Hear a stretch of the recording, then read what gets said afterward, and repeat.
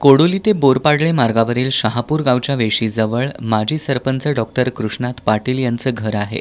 18 November रोजी अज्ञात चोरट्यांनी भर दिवसा कुलूप तोडून पाटील यांच्या घरात प्रवेश केला होता. घरातील तिजोरीचा दरवाजा उचकटून चोरट्यांनी 12 तोळ्याचे दागिने लंपास केले होते. कोडोली पोलीस ठाण्यात या चोरीची नोंद झाली होती. जिल्हा पोलीस अधीक्षक महेंद्र पंडित यांनी स्थानिक गुन्हेन्वेषण शाखेला या चोरीच्या तपासाचे आदेश दिले होते. त्यानुसार तपास सुरू असताना पोलीस अंमलदार हिंदूराव केसरे यांनी सातारा जिल्ह्यातील पोलीस रेकॉर्डवरील घरफोड्या करणाऱ्या इब्राहिम शेख यांना डॉक्टर पाटील यांच्या घरी चोरी केल्याची गोपनीय माहिती मिळाली. इब्राहिम शेख पन्हाळा तालुक्यातील काके फाटामार्गे कोडोली इथं येणार असल्याचं समजल्यावर LCBच्या पथकानं त्याला पाळत ठेवून ताब्यात घेतलं. पोलिसांनी त्याच्याकडील मुद्देमाल जप्त केला होता.